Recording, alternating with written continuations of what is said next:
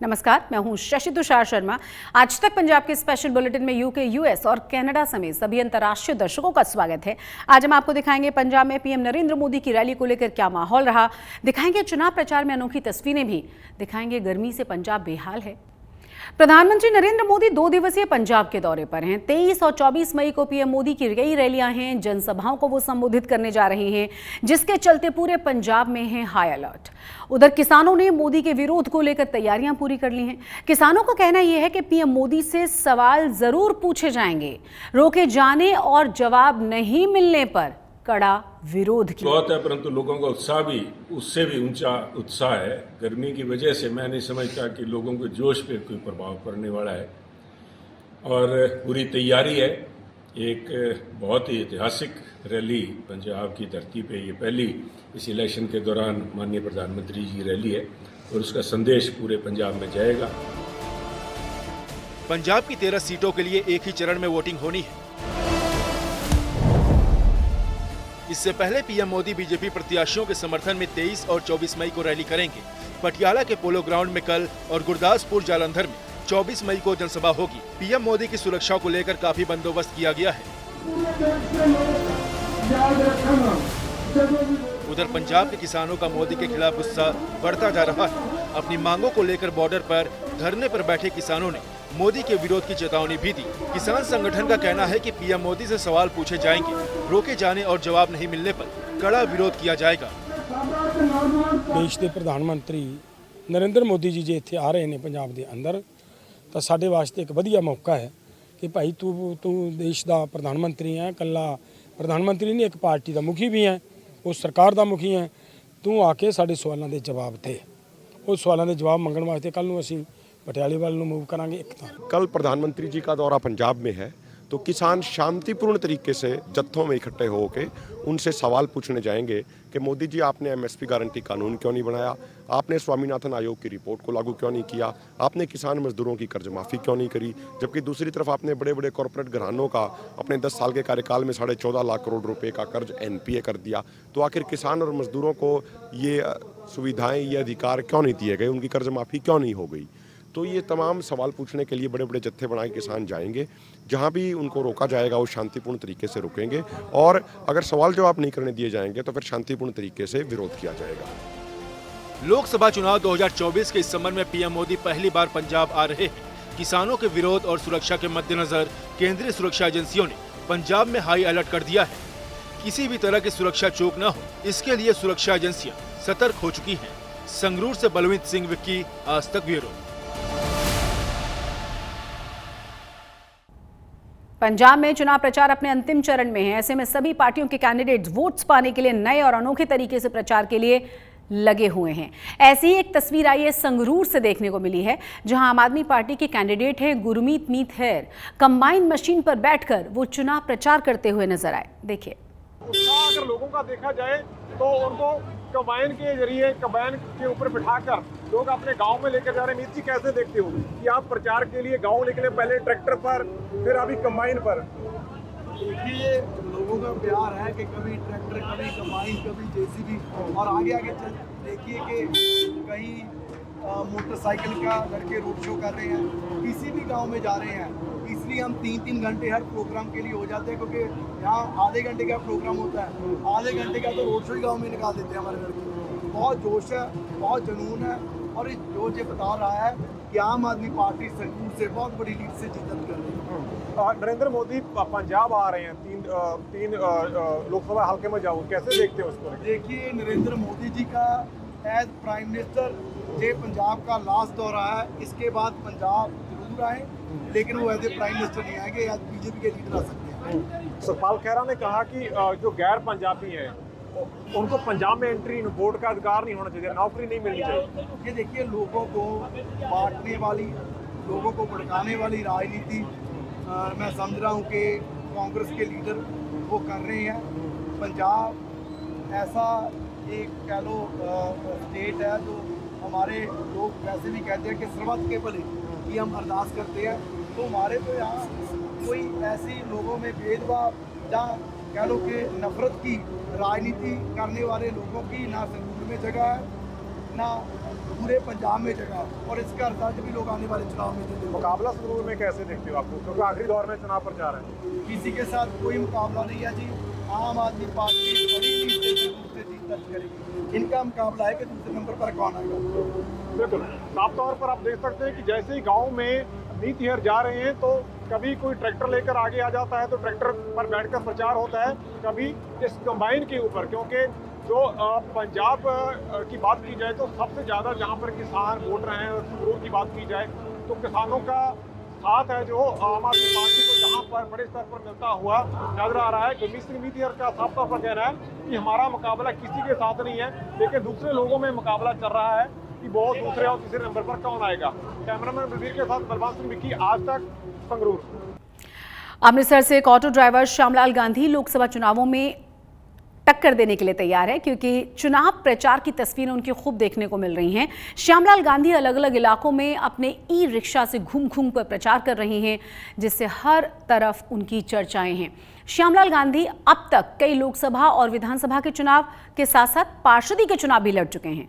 उन्होंने अभी तक किसी भी चुनाव में जीत हासिल नहीं की।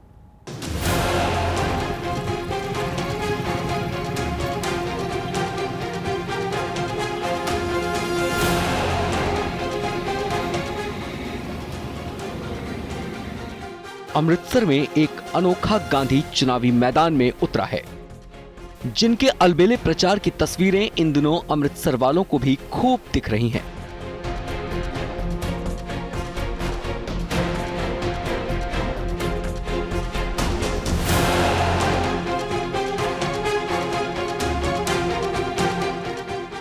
अमृतसर में ई रिक्शा चलाने वाले श्यामलाल गांधी इस बार अमृतसर से चुनावी रण में उतरे हैं। श्यामलाल इन दिनों चंडीगढ़ के अलग अलग इलाकों में अपने ई रिक्शा से घूम घूम कर प्रचार कर रहे हैं।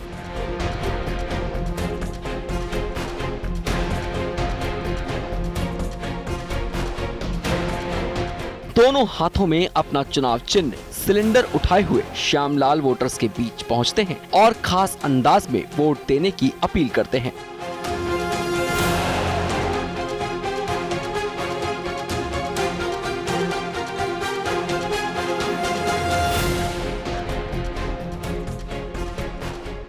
वैसे ये पहली बार नहीं है जब श्यामलाल गांधी चुनावी मैदान में उतरे हैं। पिछले कई वर्षों से अमृतसर में हुए लगभग हर चुनाव में उम्मीदवारों की लिस्ट में उनका नाम जरूर होता है।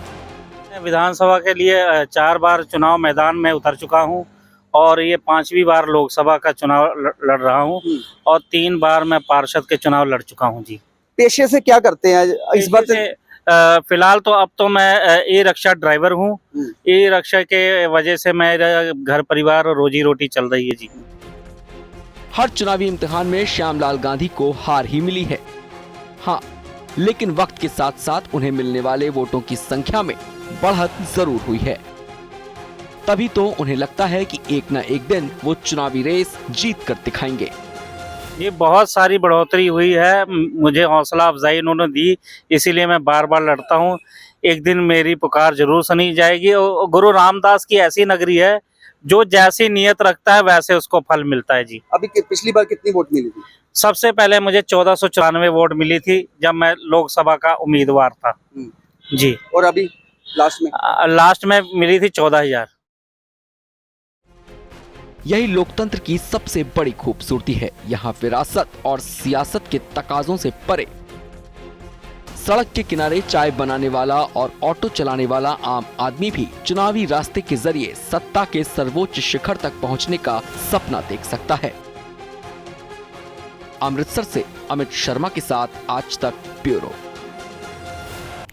पंजाब में गर्मी का कहर जारी है। यहां अधिकतम तापमान 40.6 डिग्री सेल्सियस दर्ज किया गया है। इसी बीच मौसम विभाग ने पंजाब के 4 जिलों में रेड अलर्ट जारी कर दिया है। वहीं गर्मी को देखते हुए स्वर्ण मंदिर में आने वाले श्रद्धालुओं के लिए किए गए हैं खास इंतजाम। देखिए हमारी यह खास रिपोर्ट।